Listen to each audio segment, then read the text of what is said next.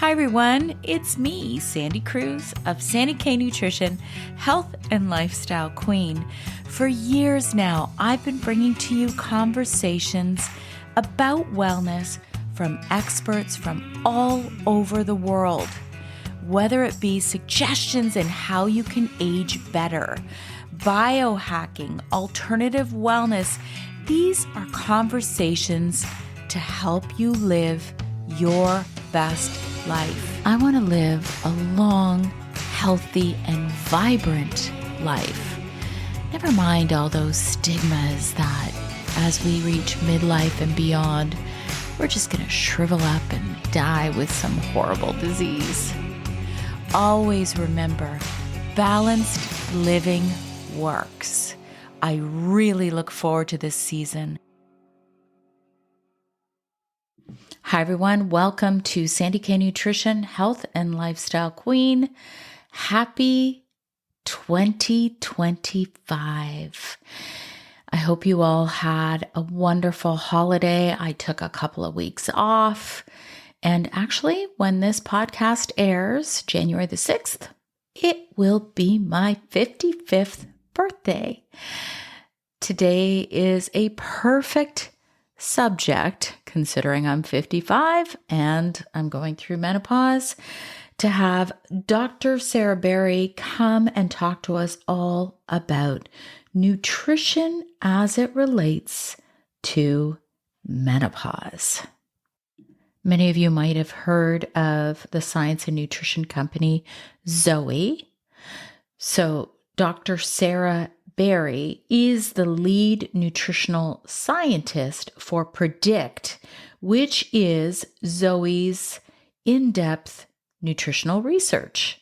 So today we're going to actually get all the goods on how nutrition relates to menopause. I'm going to leave that conversation for you all to listen to. I'm going to ask you to share this with one of your girlfriends who's in perimenopause, menopause, because this is really the best way to share my content and let more people know that I exist. This is actually going to be my 5th year. I'm going to hit 5 years in February for my podcast. I've done a lot for this little girl who's not a celebrity, because a lot of celebrities are starting podcasts and having discussions on all kinds of things. And I started this so long ago before COVID. So I would really appreciate it if you could forward this podcast, however you're listening to it, to one friend. If everybody did that for me, it would really help spread the word that we all can age better. I've got a lot of great episodes coming this year. Most of you know I focus on wellness, not just in biohacking, not just in alternative health, not just in holistic nutrition. I focus on how we can all age better from midlife onward as it relates to body, mind, spirit, and soul. I do not feel that we can even think about optimizing our wellness unless we look at all of these aspects to our health. Follow me on all of my social media platforms. Look for Sandy K Nutrition everywhere. Also, go follow me on my Substack. So, to clarify, Substack isn't like your typical social media app. Substack is really for journalists and writers and authors to go and share a lot of their content. And a lot of my content is free. I do share some of my prevention protocols on there. I am very explorative, a lot of personal essays and how it explores to health and wellness. You can join for free. It's Sandy Cruz, SandyKruse.substack, SUBStack.com. Join there for free. And if you like the content, then you can upgrade to a paid member. I don't know about all you, but I actually have no New Year's resolutions. I'm not really a big believer in New Year's resolutions. However, I do believe in fresh starts. Last year, gosh, I don't even know. Okay, let me review what I let go of last year, okay? Because I think you're going to find this kind of interesting. The reason I'm talking about this is because I am a big believer in getting rid of the old that's just not working for you in order to make space for new. I did so much of that last year. So I stopped working with a personal trainer. I joined a gym instead. I'm like, what am I doing? Spending over $5,000 a year. Since I was 48, I always had a personal trainer. I'm like, what am I doing? Why? I know how to do all this stuff. And I also underwent quite a bit of stress over the last year for personal reasons. And I'm like, I don't need additional stress of having to schedule my workouts. So I joined a gym. I also fired my cleaning lady, started cleaning my own house. By the way, if you clean your own house, that's your workout for the day, FYI. If you have 3 levels like I do to clean, you're mopping, you're vacuuming, you're scrubbing, you're doing all that, that's your workout, my friends. Don't forget about that. On a health perspective, I had a post on my Instagram. You can go find it. It's pinned at the top. And it was all about how I got rid of gel nail overlays. I used to do the gel nail over top, like it's like that overlay over top of my natural nail. I did that for over 6 years. I did a thermography. I recorded a podcast about that, a whole body thermography. They found some really odd, red, inflamed heat patterns on my nail beds. I also had chronic wrist pain. My hands were also thermogenic. Really weird. I got rid of gel nails last March. That post hit over 500,000 views on Instagram about what I did. And I will not ever look back, my friends. Now and again, I will put like a non-toxic nail polish on there myself. I'm never doing gel on my nails again. Anyway, you can listen to my podcast all about thermography. Last year, I also removed an almost 19-year-old root canal. I also recorded a podcast about that if you want to understand the dangers of root canals. I actually got rid of some long-term alliances I had in this industry. And what I found was there was so much inequity in these so-called relationships, not a lot of give and take, much more take, and it was draining me. And I felt like I was being used. And so what happens in this industry of podcasting is a lot of times people will rely on you to do all the promotion and all the work for them. So that happens as a given. But then when people in the industry who are supposed to be a reciprocal relationship for you, to you, and they only take from you, well, that's a time to re-examine that relationship. And so I broke off ties with a few people. I have zero regrets. I actually feel lighter going into 2025. I am going to be coming out with my annual feng shui episode, 2025. What is it? Year of the Wood. Is it Year of the Wood Snake? I can't remember. Oh my God. I got to do all the work for that episode. That'll be coming in a couple of weeks. Now, everything, all the advice that I get is from a website and from somebody who I've been following for over a decade. I've been buying their annual cures. This year, my friends, I'm not buying them. I've learned a lot about putting your faith into things. I found every year for the last 10 years, I was putting my faith into these feng shui cures to keep me safe for the year. Yeah. So where does that come from? That comes from fear.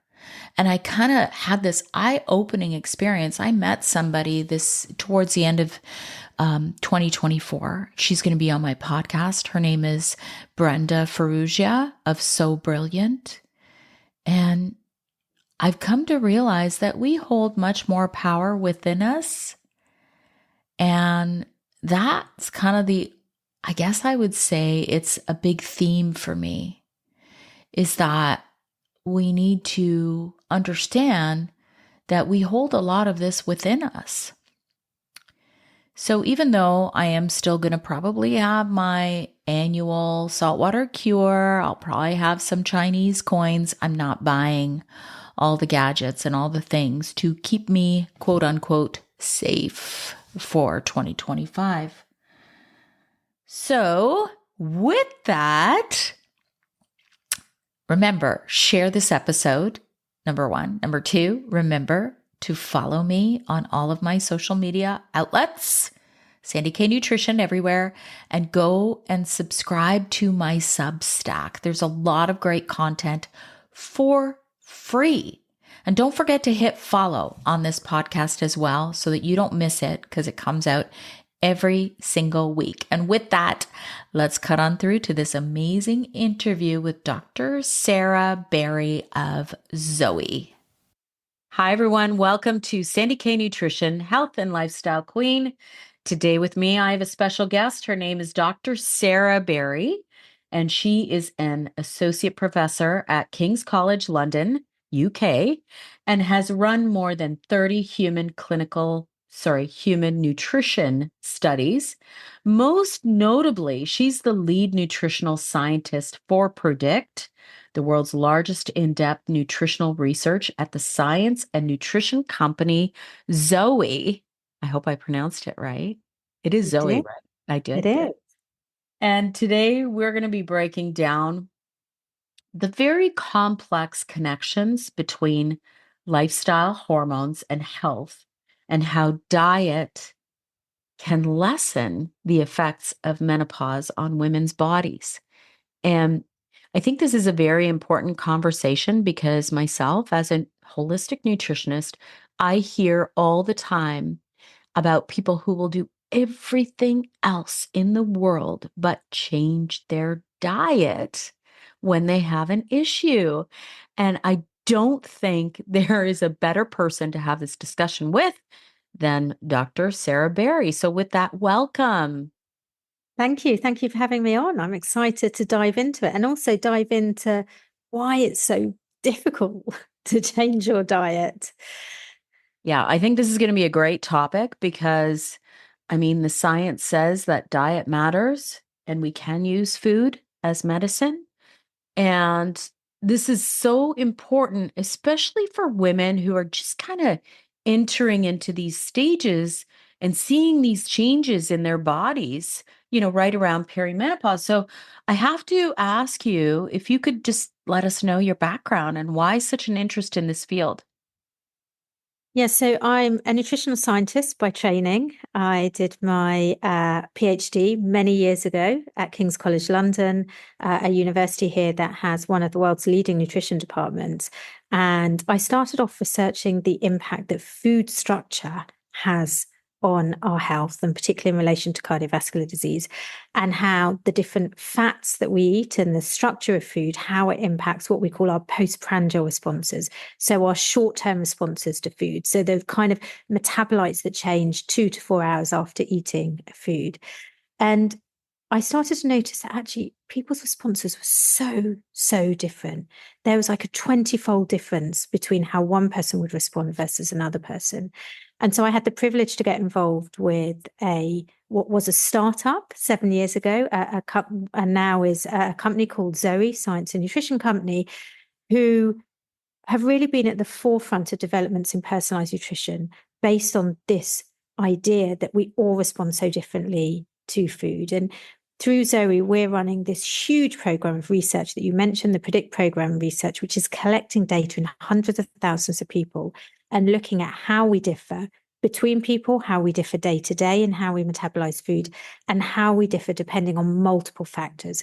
And one of those factors we were starting to see a couple of years ago that was actually having quite an impact on how we metabolize food, on our health factors as well, related to like blood pressure, lipids, inflammation, was the menopause. And so that's how I kind of dived last few years into menopause research, and more recently also looking at menopause symptoms. So looking at the relationship between both diet and menopausal health. And by this I mean all the unfavorable health changes that happen peri and postmenopausally, but also diet and menopause symptoms, which is what many people talk about when we think about menopause. So that's how I've ended up where I have. So menopause for me is a relatively new area, but I have spent 25 years looking at the relationship between diet and all of the kind of factors that actually are relevant in menopause. I'm going to say one thing that really stuck out that you just said is the bio-individuality aspect, and how certain foods will affect you differently than it will affect me.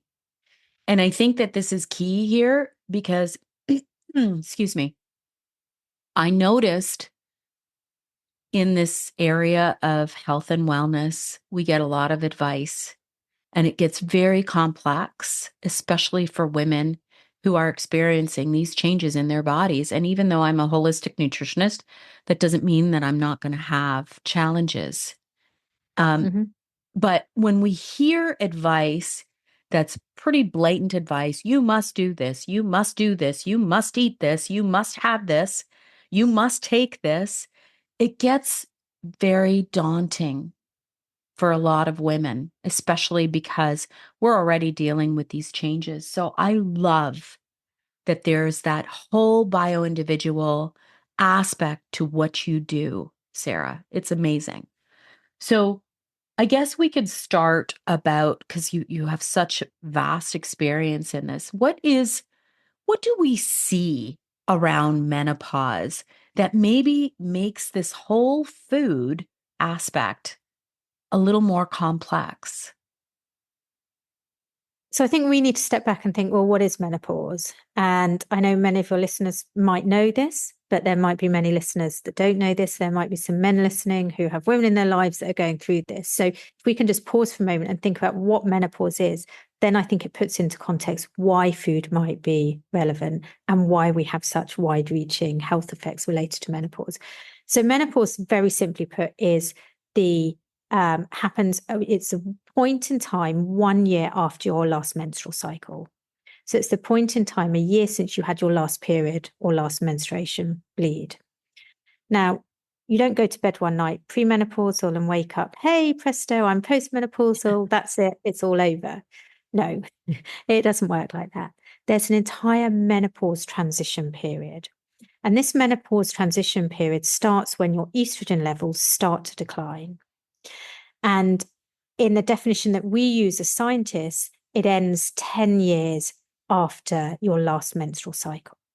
Now, the perimenopausal phase is the phase that your estrogen starts to decline up until when you have that last period, or the year after your last period. This can last anything from 2 years to 8 years, depending on individuals. Again, we're all so different. But what's really important to note is in this perimenopausal phase, what happens is not this beautiful slow decline in estrogen that your body adjusts to day by day. No, it's a roller coaster. It's this phase of hormonal chaos where you've got these peaks and troughs and moving around in estrogen. And that's why the perimenopausal phase is so challenging. Postmenopausally, it's more stable, but your body's still adjusting to this change in estrogen. And the reason that we know that perimenopausal and postmenopausal women have a multitude of issues is because estrogen receptors are all over our body. Estrogen receptors aren't just down there related to our reproduction or our ovaries. We have estrogen receptors in our brain, in our muscles, in our bones, in our heart, everywhere. And so as we lose estrogen, we aren't getting these estrogen receptors stimulated, and therefore they're not doing the job that they are there to do. And this is why we have such far-reaching issues or symptoms. We have health-related issues that we talk about a lot less, I think, or not as much as we should, relate to menopause. So we know, for example, from our own research and other published research, that Premenopausally, women are doing quite well in terms of health. So by this, I mean, at any given age compared to a similar age man, and I'm talking about the average here, women on average premenopausally have lower blood pressure, have better cholesterol, have better insulin sensitivity, have less visceral adiposity, so less fat around the belly, have lower cardiovascular disease risk. What happens is when they meet the perimenopausal transition phase, suddenly these start to go up, and suddenly their risk, these intermediary risk factors associated with cardiovascular disease, the blood pressure, the cholesterol, the insulin resistance, the inflammation, the visceral adiposity suddenly goes up to the level of men. And in some cases, in our own research, for example, with blood pressure, we see it even overtakes men. So firstly, you have these health effects related to menopause, which we know diet can have a really fundamental role in helping negate. And then you have the symptoms. This is what I think many people think about when they think of menopause. You have these really impactful symptoms. Again, they vary from one person to the other. And by symptoms, I mean everything from the neurological symptoms. So the memory loss, the brain fog, the anxiety, the mood swings, the depression, the low mood, to physical symptoms. So achy bones, achy shoulders, poor skin, poor hair, etc. To other condition, other symptoms such as, the poor sleep, for example, and, sexual symptoms as well, loss of libido, vaginal dryness, etc. So we also have these far-reaching symptoms. And the reason is because we have estrogen receptors all over our body. We've not got estrogen binding to them. They're not doing what they should be doing. And so suddenly we're hit with these awful symptoms. And this is we've been looking at both of these in our Zoe Predict research. We've been looking at the health aspects. We've been looking at how they differ from people, how diet might help. And then we've also been looking at symptoms, how prevalent they are, how impactful they are on people's quality of life, and where diet might fit in with these, and also where other hormonal kind of therapies fit in as well. Has the research that you guys have done at Zoe explained the whys? Like, I know you mentioned the estrogen receptors, but I do find it really, really fascinating that cholesterol, for example, goes up. And then I know we can't speak about prescriptions or anything, but you see a lot of women are, I guess it's suggested to them by their primary care physician to go on a statin because their cholesterol shoots up. So why does that happen is there another reason other than the fact that, we just don't have the estrogen anymore? So that's a really interesting question, because what's very difficult with menopause research is to disentangle natural parts of aging versus what's due to estrogen specifically. Menopause is an age-related event. And so how do you disentangle, well, this is just because you're getting older. So we know, for example, in men, as they get older, their cholesterol tends to go up. In women, your cholesterol tends to go up.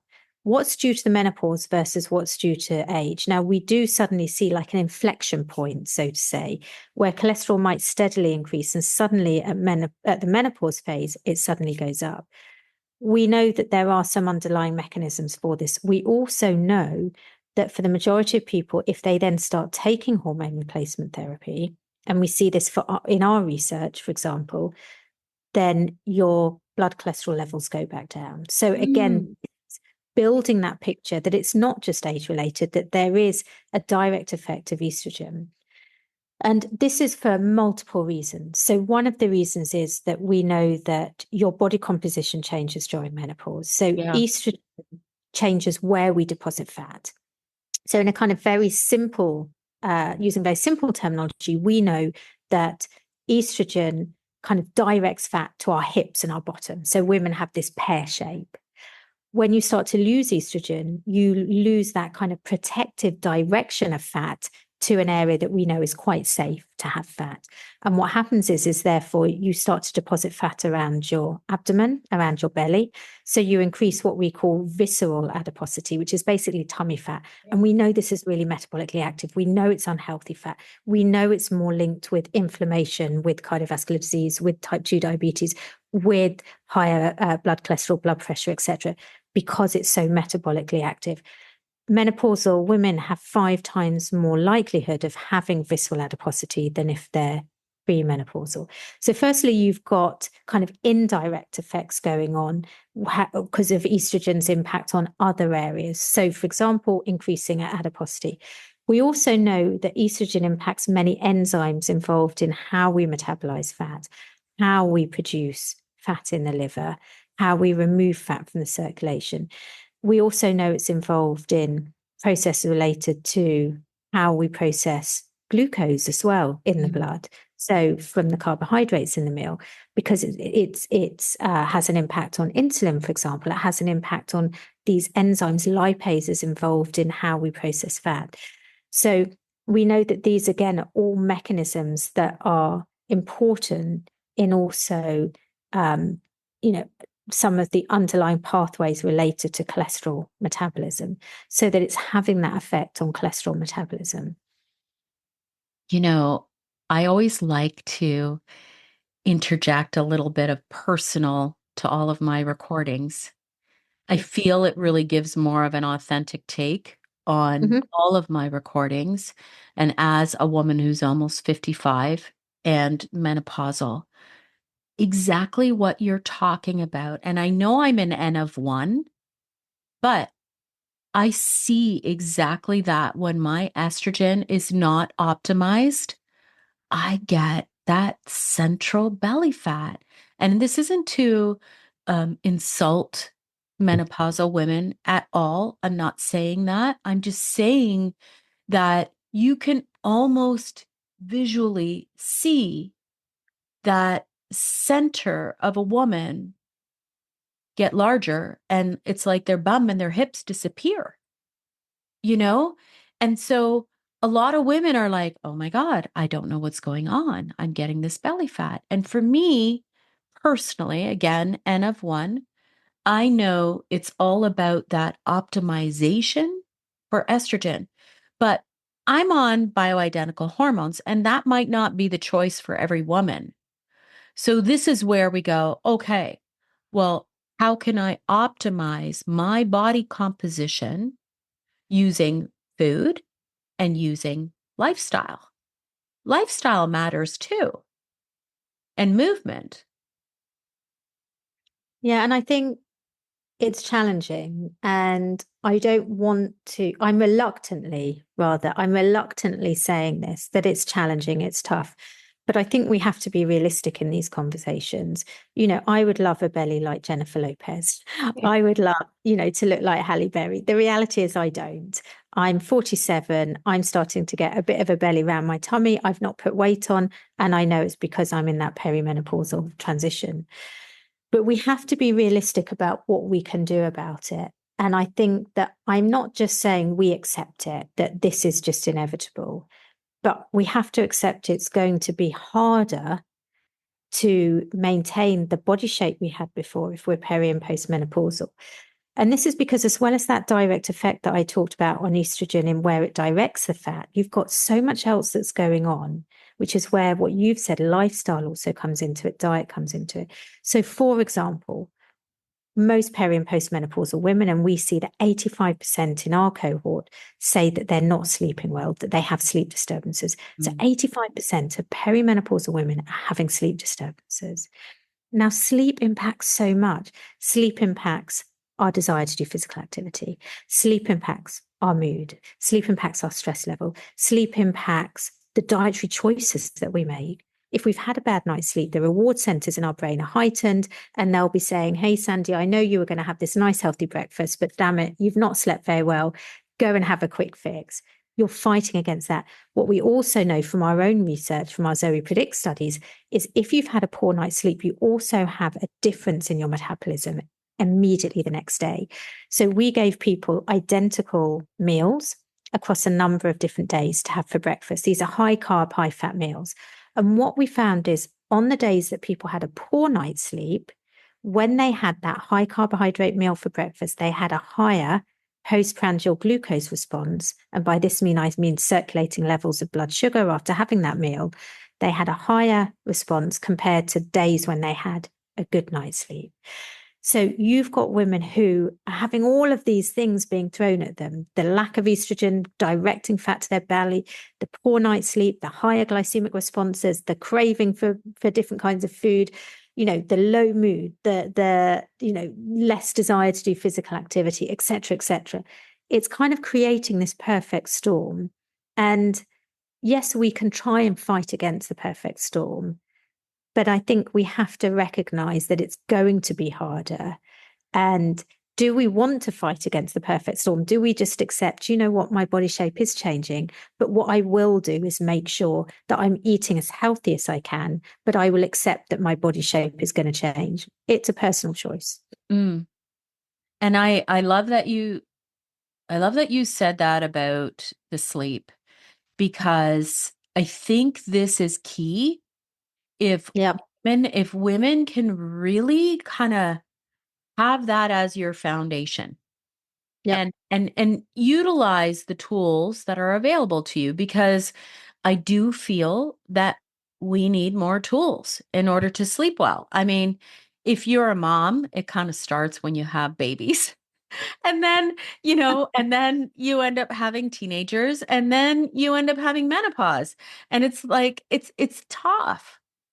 But I think if we put ourselves first and we do whatever it is, whether it is working with your physician, and, I know for me, I began using bioidentical progesterone, starting off with the cream. And this isn't what this discussion is about, but for me, it immediately helped me to optimize my sleep. That's where it kind of began in my 40s, because I recognized that it just, nothing else was working, and I needed to do what I could for my sleep. Now, the other thing I do find interesting is, I'm sure you've looked at this, and I wonder if Zoe has, and the Predict research has looked at this, just in terms of, our blue light, and how that might affect our circadian rhythm, which can in turn affect our hormones. I don't know if Zoe has done that, any research there. No, we haven't done research specifically related to blue light. We have done lots of research looking at how time of day impacts our responses to food, how time of day impacts our postprandial responses, like our glycemic responses, how factors like meal ordering, time restricted eating. So we've done lots of work around that. And I think what this work shows to us is that there's lots of tools to our toolbox. So it goes back to something you were saying earlier, that again, I was saying earlier how tough it is. And I think that we can try to change our diet. It's hard, but we can also try and change other factors related to how we eat. And this is where I think the whole circadian biology is fascinating. So whilst I don't know how the blue light and the circadian biology fits in specifically with hormonal levels, what we do know is if you're eating late at night. So for example, in our cohort, we see that 30% of people are snacking after 9 at night. That's huge. We know that if you're eating after 8 or 9 at night, you're at higher risk of metabolic disease. You're at higher risk of higher inflammation, higher blood pressure, higher cardiovascular disease, etc. And again, because postmenopausally, you're already at higher risk of that. These are the kind of things that we could be quite mindful about, even if we're not totally changing our diet or making big changes to our diet. Why don't we change how we're eating the food? So why don't we stop eating late at night if we can, try and shift the last meal of our day a little bit earlier, and then change other factors related to how we eat. Try and give our body a kind of fast period. So try and make sure we're having 12 hours, ideally 14 hours, where we're not eating anything. And we ran this study called the Big If study, the Big Intermittent Fasting study, where we asked people at a population level just try reducing the time window in which you eat your food. You don't need to go crazy. All the studies out there use these crazy eating windows of only eating 4 hours or 6 hours. That might work for some people. Certainly wouldn't work for me. So we just said, maybe have your last meal of the day at 7 o'clock. That means you can have your first meal of the day at 9 o'clock the next morning. So you're eating in a 10-hour window. This improved people's mood, it improved their energy levels, it improved their hunger levels, it improved their weight. And we saw this worked really well as well in peri and postmenopausal women. And we did this in 150,000 people and we told them, carry on the normal way you live your lives, carry on that noisy way you live your life. Don't change anything else. And we saw an improvement. And I think where we saw the biggest improvement was actually those that were doing what we call early time restricted eating. So those that were making sure they finished a bit earlier. So were, for example, having their last meal at least before 7 in the evening. And we saw a benefit across everyone, but the fact that we saw an even greater benefit in some of the peri and postmenopausal women, I think is really promising. And then another area that kind of fits into this, again, I have to caveat, it's not related to the blue screen, but it fits into this whole idea of the circadian biology that we're talking about, is that also we know that consistency in sleep is really important. Consistency in the time you go to bed. So we did some really interesting research that we published a couple of years ago on what we call social jet lag. I don't know, have you ever heard of social jet lag? No. So it's a relatively new term. And what it basically means is inconsistency in when you're going to bed in your sleep pattern. So, for example, people who are being sensible in the week, coming home, going to bed at 10 o'clock every night on a weekday because they're getting up for work. And then at the weekend, they're going out partying, going crazy, going to sleep until 2 in the morning. Or it might be the other way around. You might be like me, who works incredibly late every evening because I get so excited by all the science. Then at the weekend, it's like catch up time and I'm going to bed early. But it's that inconsistency. And we call this social jet lag, where you're changing your sleep pattern, not because you're on a plane, but because of how you might be living your life socially. And what we see is if you have social jet lag, we see that that impacts different areas related to health as well. We see it impact some of the dietary choices you make, and we see that it also impacts your microbiome composition in a way that we know is unfavorable and may lead to other unfavorable health effects. And so I think this is fascinating. And the reason it's fascinating is because I think as nutritional scientists, we've always thought it's all about what you eat, change your diet, reduce this, reduce that, cut out this. Well, firstly, I think as nutrition scientists, we should say this is what you should add in to make it healthier. But secondly, we've got all of these other tools we can fiddle with. We can stop eating late at night. We can try and, eat in a more consistent way. We can do things like slow down the pace in which we eat our food. There's amazing research showing that if you can just reduce how fast you eat your food by as little as 20%, you can, without even thinking about it, reduce the amount of energy, so the amount of calories you're consuming, by 15%. So instead of having your breakfast in 10 minutes, have it in 12 minutes, because without realizing it, the evidence shows that on average, you'll actually eat 15% less calories. So there's all these different tools that menopausal women can bring in to help them on their journey. That's one I've never heard, Sarah. I love that. So, Oh, eating rate is fascinating. And I tell you why the eating rate is fascinating. Firstly, because there's RCT, randomized control trials, now showing if you just tell people to slow down their eating rate, you can see significant weight loss. So doing it in a controlled environment. So there's randomized control trials where they randomly allocate, overweight individuals to either eating at their normal rate or eating fast or eating slowly. Those that are told to eat slowly and eat slowly lose more weight than those who are told to eat at their normal rate. We also know it affects the rate at which we metabolize food. It affects our hunger feedback signals. And what's really interesting about this as well is that we know it's one of the mechanisms why these heavily processed or ultra processed foods, as we call them, are bad for us. We eat ultra processed foods on average 50% more quickly than unprocessed, nutritionally matched foods. so I think that's very fascinating. Like I've always been taught to eat slowly because it's just like what you said about this hunger signals. You will feel satiated much sooner. But I find that really fascinating. And here's something, you're talking a lot about the eating window and the fasting. So I think you're going to find this interesting. Back in 2022, this was the year that I first experienced, I was 52. Like my cycle was really off. I think I had only 5 periods that year. Well, I was listening to, and I like to call it the Maniverse, the advice of all the giant, voices in the Yep. wellness space. And it was all about fasting. And so I'm like, they say to do this, so I'm going to do this. And I was doing intermittent fasting with only an 8-hour window where I could eat.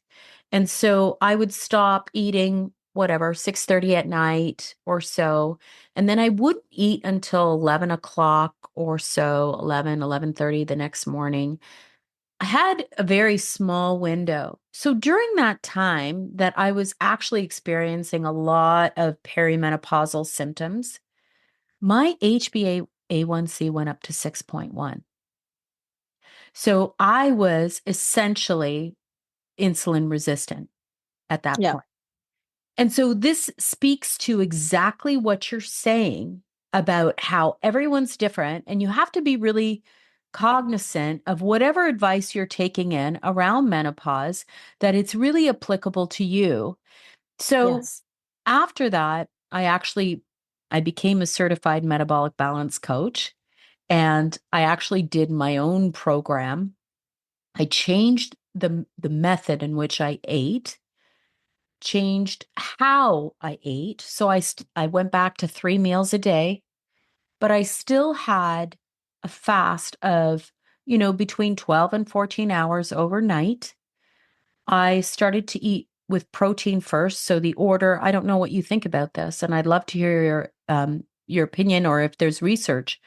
I would start eating my meals with protein first, and at least a couple bites of protein before I ate anything else. I didn't go keto or low carb or anything like that, but I had really high value. I like to call it high value carbohydrates, much more on my plate. Not that I ate a ton of bread anyway. And I lost a ton of percentage. I'm going to say, I'm not going to give the exact percentage of body fat.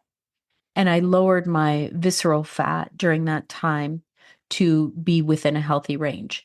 So, my question to you is, does the food order, because you hear a lot of different opinions on this, matter on how you're going to eat your meal?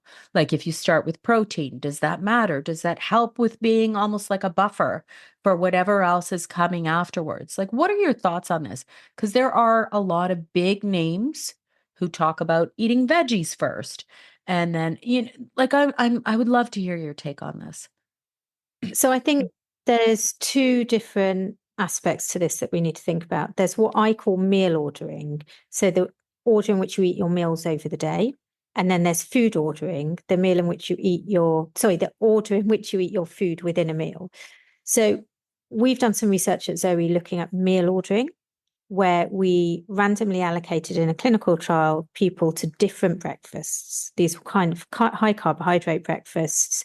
And it was in a crossover design. So over a period of a couple of weeks, every day they would have a different type of breakfast, but everyone had all of those breakfasts. But then at lunch, they were all given exactly the same meal. So they had different breakfasts over the 14 days, but they had exactly the same lunch on every single one of those 14 days.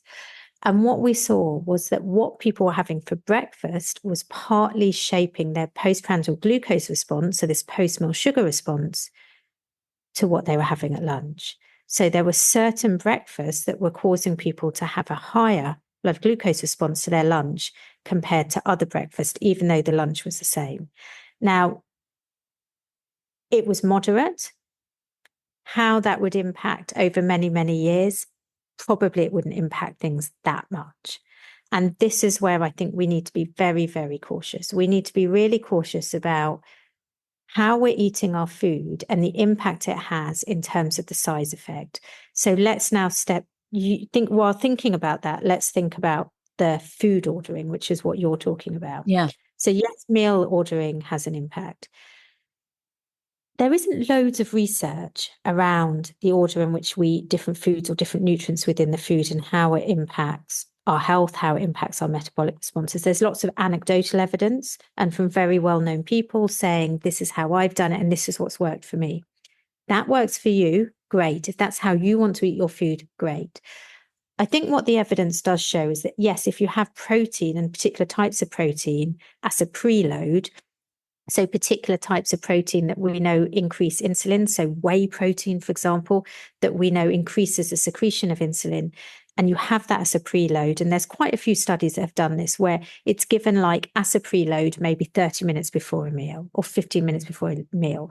What that means is that you've got an insulin response so that when you're then eating the carbohydrates, the insulin's already circulating the blood. Hey presto, it can quickly then dispose of that glucose. So it's lowering your postprandial glucose response. What we also know is that adding fiber, any type of protein, and any type of fat to a meal, that delays your gastric emptying. So it delays the rate at which your stomach empties. So you will have glucose appearing in your blood at a slower rate and at a rate that then can be removed, so to say, more quickly by the insulin. So it's slowing down the rate. Now, whether therefore you should sit in a restaurant or sit at your dinner table and say, well, here's a lovely meal, there's some potatoes, there's some fish, there's some vegetables. I'm going to eat that fish. I'm going to wait 5 minutes because that's my protein bit. Then I'm going to eat the vegetables or potatoes. Or whether, according to other people, I'm going to eat the fiber-rich vegetables first, and then I'm going to eat the others. Yes, I believe, based on what evidence there is, it is going to reduce your postprandial glucose response. I believe, though, it only has a relatively small impact. And I think what we have to remember is what impact has eating that way had on you for your pleasure of food?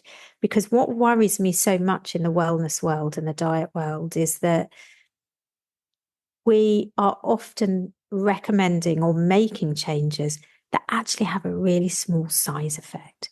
Mm-hmm. Just because a scientific study has showed it's significant, does that really mean it's going to, over a long period of time, actually have that much of an impact? And also, the variability in how these different bits of advice impact someone is huge. So someone on social media who does the fiber first, for example, or the protein first, yeah, it might reduce their postprandial glycemic response by 50%. But actually, on average, it's probably not going to do that. And probably for many people, it will have almost minimal effect. So I'm a great believer in food being about joy, about being about pleasure, about being about our social connections, our culture. And so personally, I would never change the order in which I eat my food unless I liked eating a particular, bit of food first. My kids sit down, they eat their vegetables last, but that's because they don't like vegetables. And I tell them they have to eat that at the end. That's just the way that they naturally eat. When I eat my food, I just eat it in a random order. I don't even think about the order in which I eat it.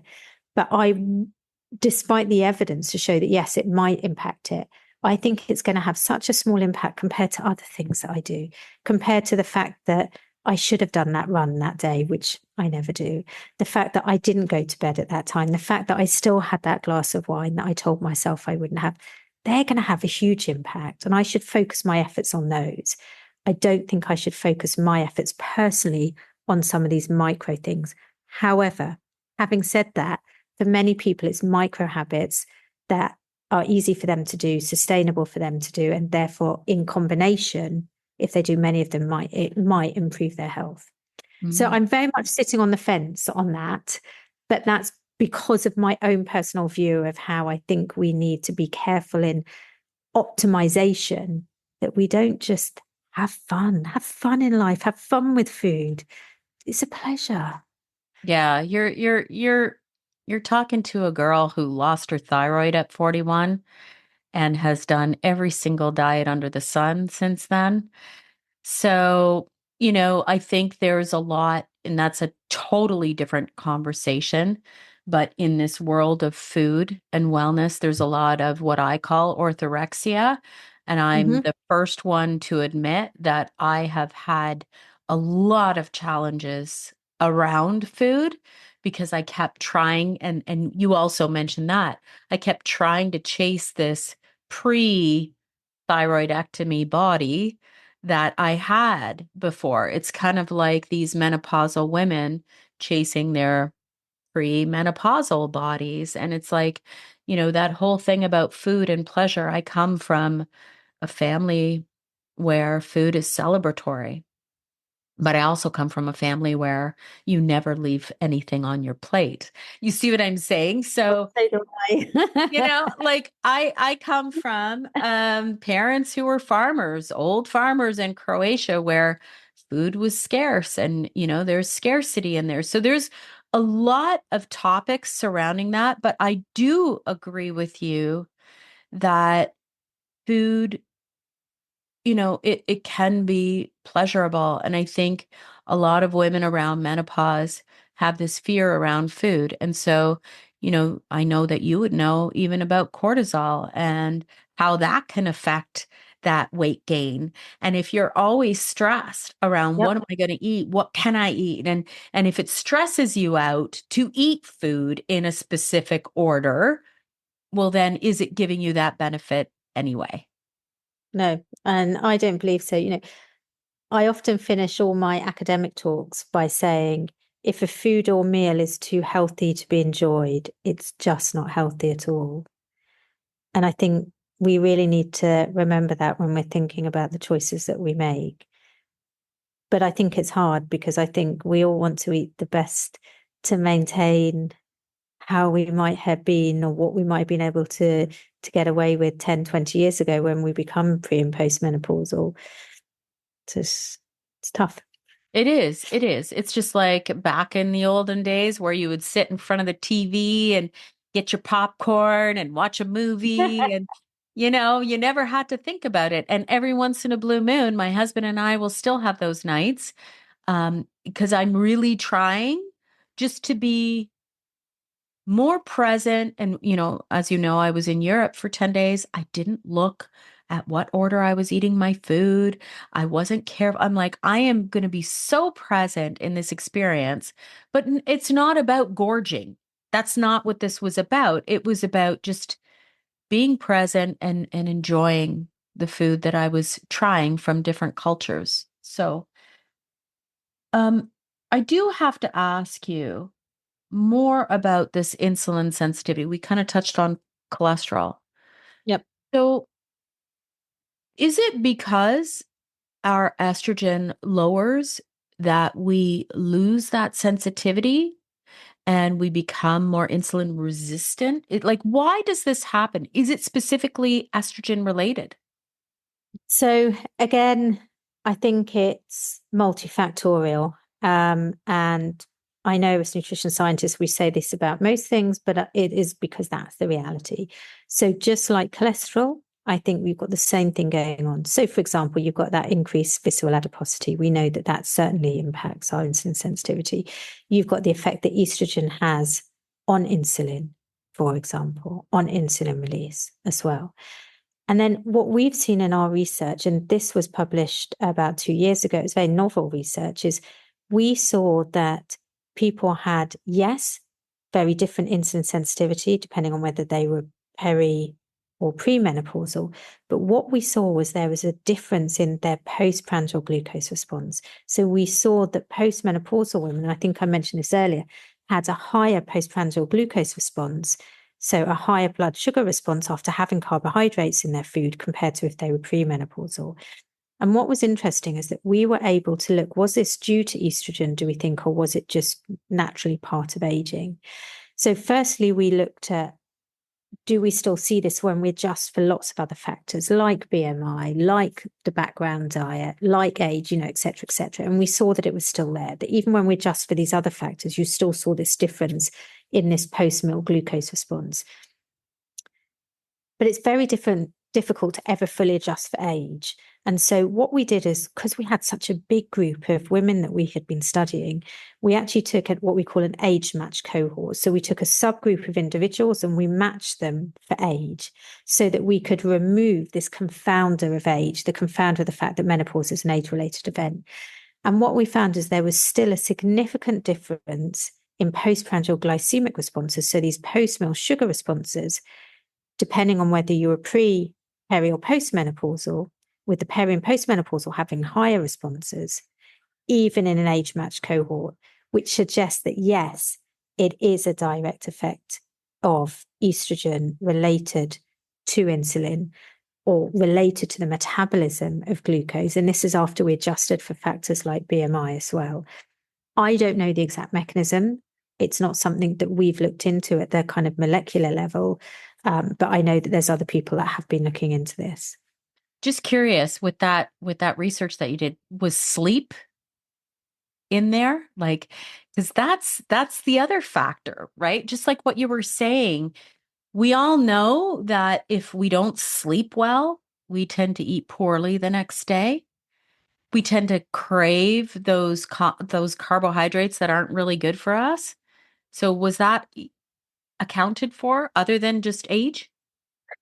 That's a very good question, and I cannot remember. I'm just curious because then it would be age, postmenopausal, sleep. Do you get what I mean? It would kind of have all those components, would be interesting to see. Yes, I can't remember if we adjusted for sleep. We adjusted for lots of different variables, like how healthy the background diet was, like BMI.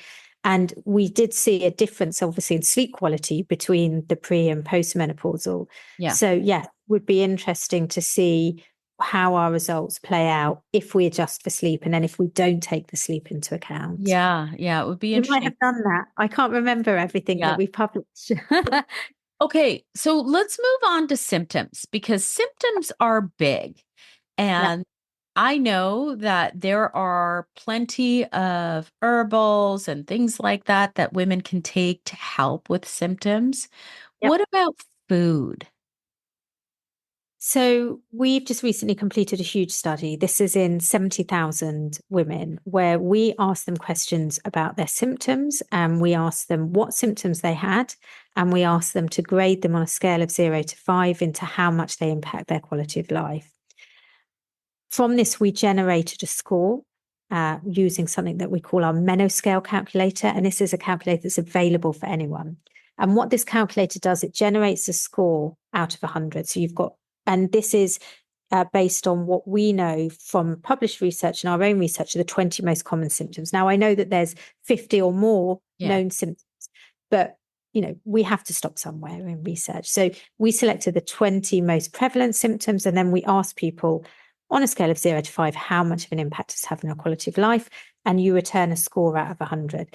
This Menoscale is available for anyone to complete. It uses modern language because lots of the other menopause symptom questionnaires use old-fashioned language like how excitable are you, which personally makes me want to throttle the person that did generated that. They're typically generated 50 years ago by men as well, who have no idea of what these women were going through. So we're using modern language, accessible language. It's free for anyone to go on. You can go to zoe.com /Menoscale, and anyone can fill it out. If you fill it out, then you get returned a score. You get told how you compared to someone your similar age on HRT or not on HRT, what your top symptoms are and how they compare.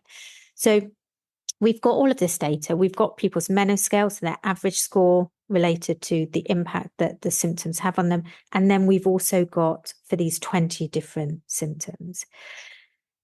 And what we see first is that symptoms are really prevalent. We see that the kind of symptoms that we used to think were the main symptoms, like hot flushes, are actually the least prevalent. The most common symptoms are the things like the sleep disturbances, the brain fog, the anxiety, the low libido, the weight gain, the slowed metabolism, low mood, irritability, etc. What we see as well in this cohort of 70,000 people is that people have more symptoms as their BMI goes up. So people living with obesity have an increased risk or an increased chance of having symptoms and having them more severely as their body weight goes up. Now, this is a problem because if we go back to what we were talking about 15 minutes ago, it's really difficult to maintain your body weight when you're going through the menopause. So this becomes really problematic. What we also see on a more positive note is that people have a reduced likelihood of having symptoms if they have a healthy diet, if they have an overall healthier diet. And I don't mean by this, very specific foods, but I mean overall, if their dietary pattern is more healthy, they have a reduction in symptoms. Now, this data was collected at one point in time. It's what we call cross-sectional data. So what we did is we then looked at does the symptoms that people are experiencing change if they go from an unhealthy diet to a healthy diet? And what we see is if we follow people up over a period of time, as people change from an unhealthy diet to a healthy diet, and these are people following our Zoe program, which is this personalized nutrition program, we see that they experience a reduction of around 35% in their menopause symptoms. Now, that's huge. Now, this isn't a randomized clinical trial. There isn't a control arm. So obviously, we have to be slightly cautious with how we interpret this in terms of the causality. But what we are seeing is in those who follow our Zoe program, who improve their diet, there's a 35% reduction in symptoms. We know from other published research, people following a Mediterranean diet also experience a reduction in symptoms. So it's not that we're just sticking out. What's interesting as well is we looked at these individuals according to whether they were on hormone therapy or not on hormone therapy. Those that were on hormone therapy obviously have a lower starting point in terms of their symptom burden. But what we see is they still benefit from improving their diet. They still get a 35% reduction in symptoms. And I think this is really, really important, that HRT alone is not the only answer. You can use diet with or without HRT to have a significant impact on your symptoms. Now, this is going to vary from person to person. And I know we talked about this earlier in our discussion. Some people will respond really well. Some people will respond less well. And it's about finding what works for you. And this is what I love about our Menoscale that we've generated. People can use that to track how their symptoms change. So if they're starting on HRT, if that's their choice, they can see, well, let's track each week how my symptoms are changing. Is it working? If they're embarking on a diet or a lifestyle change, they can use the Menoscale again to track to see, does this work for me? Does it improve my symptoms in a slightly more objective way than necessarily kind of trying to remember, or do I feel a bit better this week? Oh, I love that. Now, people who are listening are probably going to say, well, what is a healthy diet? I know you mentioned Mediterranean. Yep. I typically follow a Mediterranean diet, I would say, for the most part. I am a big personally, this is me now. I believe in the 80-20 rule. I believe in, a balanced diet, but for the most part, whole real foods. So, what is classified as a healthy diet? So a healthy diet means different things for different people. And I think a healthy diet also varies depending on where you are right now. So for the average American, average British person who consumes 50 to 60% of their energy from ultra-processed food, a healthy diet might just be reducing that ultra-processed food by 10%, just increasing an extra few vegetables, etc. So I do think we need to bear that in mind. But when I talk about a healthy diet, and when I talk about a healthy diet in relation to these results, it's a diet that is very high in fiber. It's a diet that's high in plant-based whole foods, like you mentioned. So these could be fruits, vegetables, pulses, for example, whole grain. It's a diet that is low in these heavily processed unhealthy foods. So low in refined carbohydrates, i.e. white bread, white rice, for example, low in ultra processed meats. So, your salamis, your hams, those sorts of things. It's a diet that's diverse. And this is really important because we know on average a food contains about 72,000 different chemicals. We want to get a diversity of chemicals.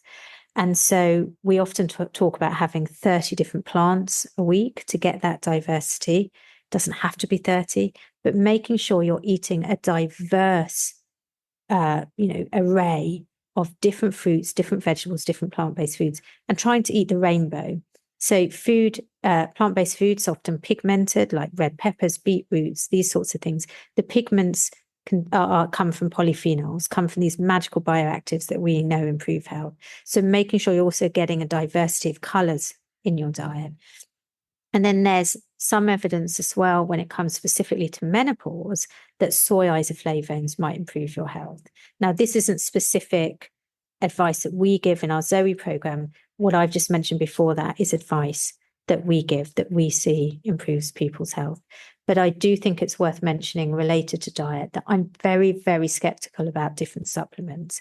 There's a term we use in the UK called meno washing. Stick the word, the term meno in front of it and you can charge 10 times as much. There's so many supplements out there that are being sold to women at very expensive prices to say this will cure your menopause. This will solve your menopause symptoms. True. There's really, really inconsistent evidence. Now, what I would say is if it works for you, great. Because again, it's going back to that, we all respond differently. If you find a supplement that works for you, I think that's fantastic. But what we do know is that the only supplement that I believe there's sufficient evidence to show that it works is soy isoflavones. And these are a kind of phytoestrogen. And these are a chemical that mimic the estrogen molecular structure, and they bind to our estrogen receptors. So we know that countries where soy isoflavones are consumed regularly to a high amount, like China, Japan, they have lower menopause symptom burden. We know that if you supplement people at a certain level with soy isoflavones, then they will have, on average, an improvement in symptoms if it's a certain level. But we know that there's huge variability, and we know there's huge variability because what we also know is that your gut microbiome impacts how you metabolize soy isoflavones. So some people have a gut microbiome such that they get a huge benefit from soy isoflavones, and other people have a gut microbiome such that they might only get a small benefit. So it takes us back to that point earlier of, again, you might see a huge benefit from taking soy isoflavones. You might recommend that to your friend and they might say, oh, it's just not doing hardly anything. Mm-hmm. That's because we all respond so differently and for a whole array of different reasons. Okay. I know that we're coming close to the end of the recording, but I can't not ask you about this topic, and maybe you'll answer this, maybe you won't, but what are the top 3 issues women need to consider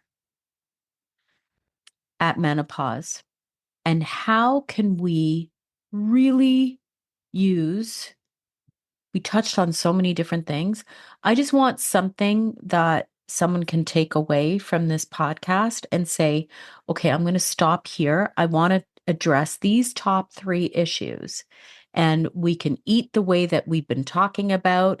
Go check out Zoe, which I would like you to summarize what that's about as well. But what are top 3 issues? Like, is it heart health? Is it brain health? Like, what are the top 3 menopausal issues that women just need to think about? Really difficult. I think we need to be mindful of our heart health because our cardiovascular disease risk goes up. I think we need to be mindful of our bone health because we know that estrogen impacts our bone health. And I think we need to be mindful of our brain health as well because of how it impacts our cognition, but also how our brain ages due to changes in estrogen. And I think what's common to all of those 3 issues are the 4 pillars of health. And I know that many know these are important, but I think it's really stepping back and thinking about these 4 pillars of health and can you change any of them? Physical activity, weight-bearing exercises in particular for bone health, physical activity for heart health, physical activity for brain health. Reducing stress, it's hard. Perimenopause and postmenopause is a time where women experience much stress. Often they've still got teenage kids, they're still working full-time, they might be caring for elderly parents. It's hard to minimize stress, but being mindful of the stress, I think, is important. The 3rd pillar of health is sleep, which we've touched on. Anything that we can do for good sleep hygiene to help our sleep in any way that we can is going to help. And then the fourth one is diet that we've talked about. And those 4 pillars of health will impact all of those issues: our brain health, our heart health, and our bone health. I love that. Now, tell us a little bit about Zoe.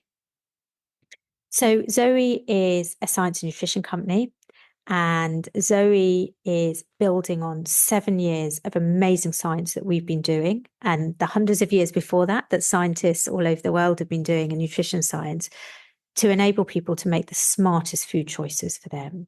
So it started out on the basis of investigating how much variability there is between individuals in how they respond to food, and seeing that there's this huge difference in how one person responds compared to another person.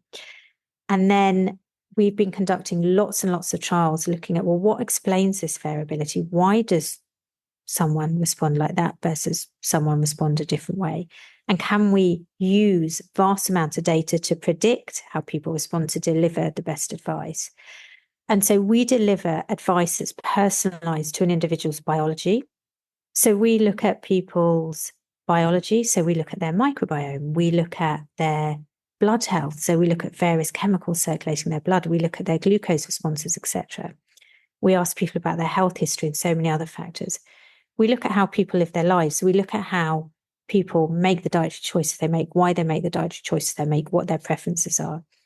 And people undergo a 2-week test period where we test lots of different things. So they're wearing different wearable devices, they're monitoring their glucose, their blood fats, their microbiome, and then using this years and years of science and these hundreds of thousands of data points that we've collected, we feed back to people after they've done this 2-week test phase how they should eat best for them that fits in with the way they live their lives.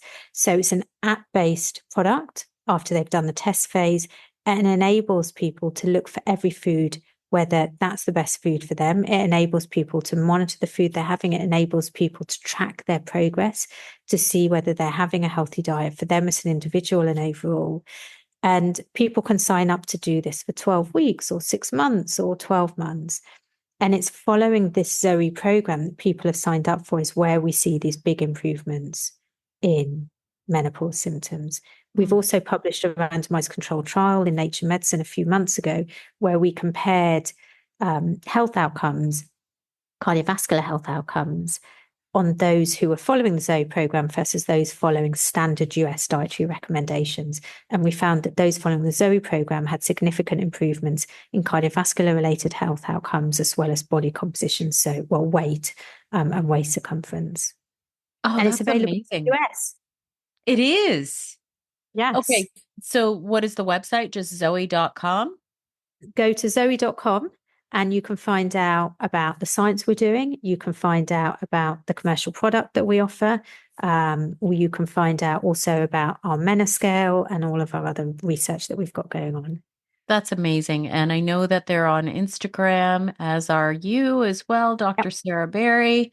So I will have all this information in the show notes. And I just want to thank you so much for the wonderful conversation. Oh, pleasure. It's been lovely chatting to you. It's just been like sitting, having a chat over a cup of coffee. I don't have my cup of coffee with me. Not at this time, right? Not at this time. Yes, not at this time. It's 5:30 here in the UK. Yeah. Getting dark outside. I hope you enjoyed this episode. Be sure to share it with someone you know might benefit. And always remember, when you rate, review, subscribe, you help to support my content and help me to keep going and bringing these conversations to you each and every week. Join me next week for a new topic, new guest, new exciting conversations to help you live your best life.